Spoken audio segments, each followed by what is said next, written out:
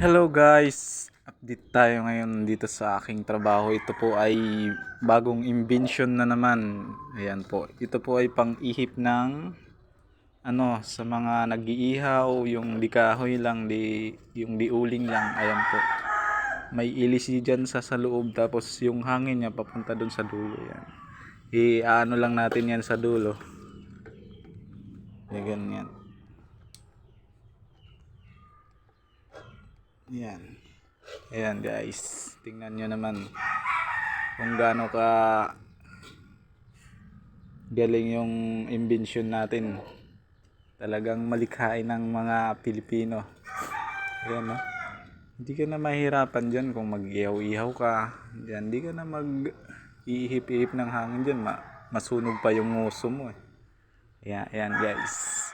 Kaya, paano naman, pa-support naman sa ating page. Pa-subscribe